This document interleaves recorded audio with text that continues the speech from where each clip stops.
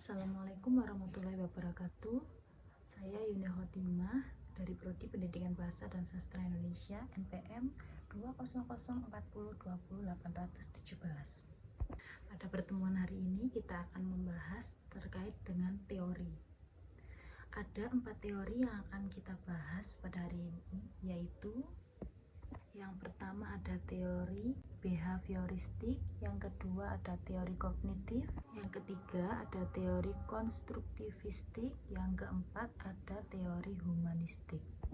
Pada pembahasan yang pertama ada teori behavioristik. Teori behavioristik adalah teori pendekatan dalam psikologi yang menekankan pentingnya perilaku yang dapat diamati dan diukur secara objektif. Menurut teori ini, perilaku manusia dipengaruhi oleh lingkungan eksternal dan juga stimulus tertentu, serta interaksi dengan lingkungan. Pendapat ini dikemukakan oleh Ivan Pavlov, John B. Watson, dan B. F. Skinner. Di dalam konteks pembelajaran, teori ini menekankan bahwa teori yang kedua yang akan kita bahas yaitu teori kognitif. Pengertian secara umum, teori kognitif adalah pendekatan secara psikologi yang menekankan pada penahanan proses mental seperti persepsi, pemikiran, ingatan, dan pemecahan masalah. Dalam teori ini menganggap bahwa perilaku manusia dapat dipahami melalui pemahaman tentang bagaimana individu memproses informasi secara internal. Pendapat ini dikemukakan oleh para ahli, salah satunya yaitu dari Jean Piaget. Selain itu, dalam konteks pembelajaran, teori kognitif mengacu pada pemahaman bahwa proses belajar melibatkan aktivitas mental seperti memahami, mengingat, dan juga memecahkan suatu permasalahan dalam pembelajaran. Teori kognitif juga mengatakan bahwa individu membangun pengetahuan mereka melalui proses internal seperti halnya pengamatan, refleksi, dan asimilasi informasi baru dengan pengetahuan yang sudah ada. Pendekatan pembelajaran yang menggunakan teori kognitif sering menekankan pada pentingnya cara memahami cak otak dan proses mental siswa dalam proses pembelajaran berlangsung atau proses belajar. Yang selanjutnya ada contoh teori kognitif. Adapun salah satu contoh teori kognitif yang seringkali terdapat pada pembelajaran yaitu teori pembelajaran sosial kognitif yang dikembangkan oleh Albert Bandura. Teori ini menekankan pada pentingnya proses kognitif seperti halnya pengamatan, pemodelan, dan pembentukan keyakinan dalam pembelajaran siswa.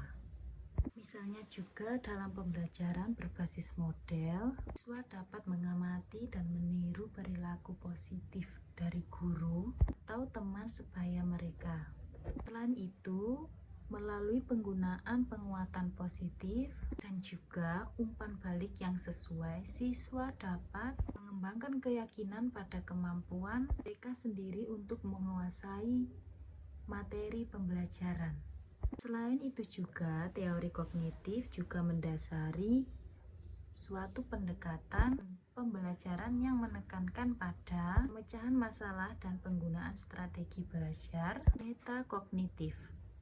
Siswa diajari untuk memahami proses mereka sendiri dan memahami dan memecahkan masalah pembelajaran hingga mereka dapat mengembangkan keterampilan belajar yang lebih efektif lagi. Yang selanjutnya ada fungsi dari teori kognitif.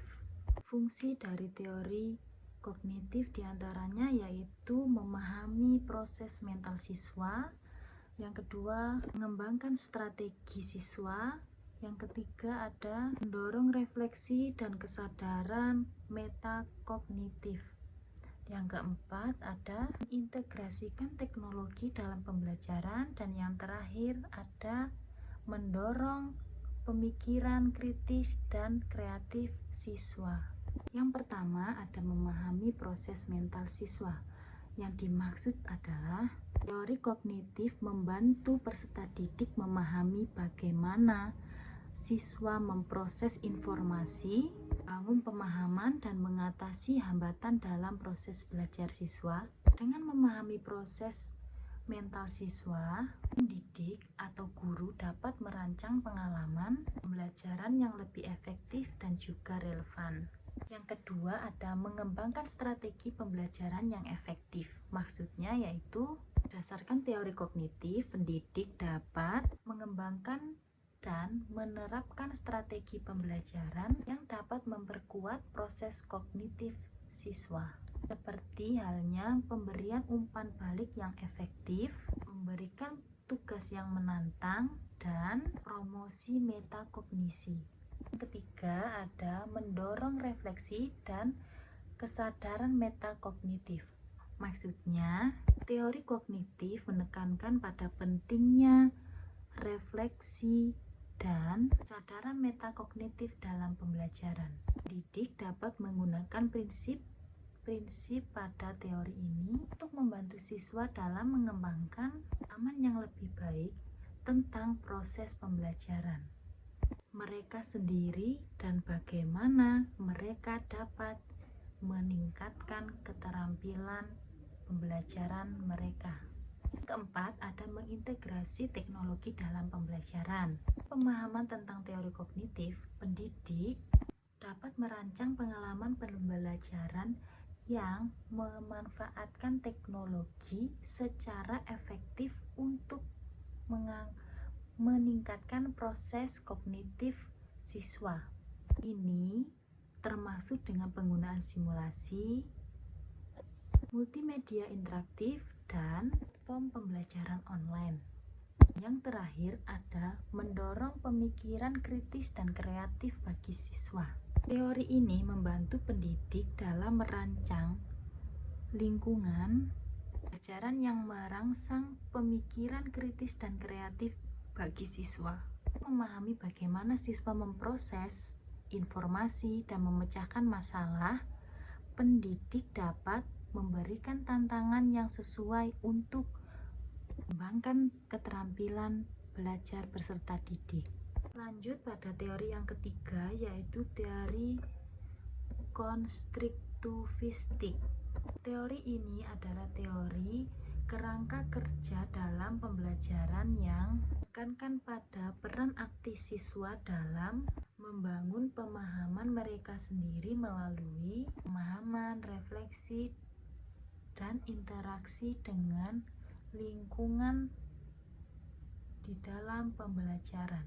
Teori ini memiliki beberapa prinsip utama, yaitu 1. Pembelajaran aktif, 2. Konstruksi pengetahuan, 3. Interaksi sosial, 4. Konteks pembelajaran, dan 5. Peran guru sebagai fasilitator.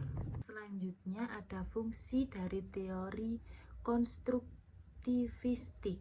Ada beberapa fungsi, diantaranya yaitu mendorong aktivitas siswa, membangun pengetahuan siswa, mengembangkan keterampilan kognitif pada siswa, meningkatkan motivasi intrinsik, dan yang terakhir mendorong pembelajaran seumur hidup.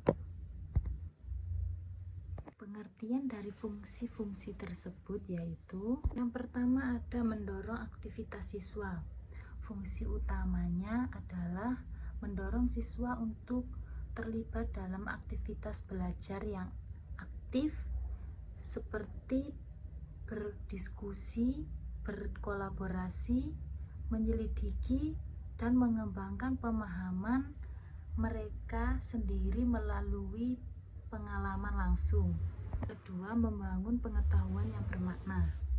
Siswa membangun pengetahuan mereka sendiri secara bermakna dan relevan bagi mereka.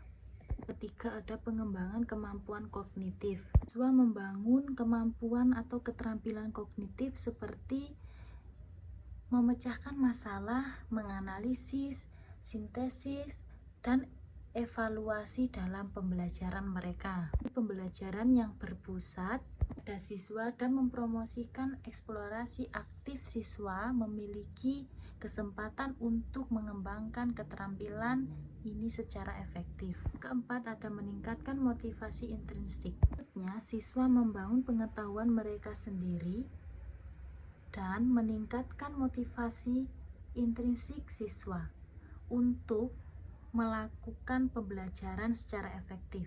Siswa merasa akan lebih terlibat dan bersemangat karena mereka memiliki kendali atas pembelajaran mereka sendiri dan melihat relevansi materi dengan pengalaman kehidupan mereka sendiri. Yang terakhir, ada mendorong pembelajaran seumur hidup.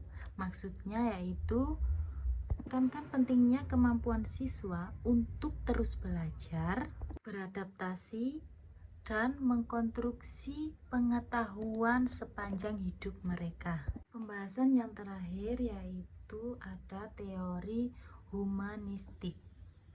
Teori humanistik adalah pendekatan dalam psikologi dan pendidikan yang menekankan pada penghargaan terhadap potensi penuh bagi siswa, pertumbuhan pribadi, dan kebebasan individu untuk mencapai kesempurnaan.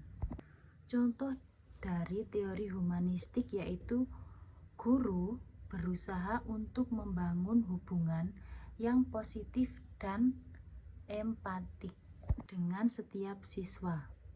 Guru berusaha memahami latar belakang, minat, dan juga tantangan yang dihadapi oleh setiap siswa dalam pembelajaran. Selanjutnya ada fungsi dari teori humanistik. Adapun beberapa fungsi yaitu diantaranya mendorong pertumbuhan pribadi siswa, menghargai terhadap individu, mendorong kemandirian, penghargaan terhadap pengalaman subjektif, dan yang terakhir peningkatan motivasi intrinsik siswa.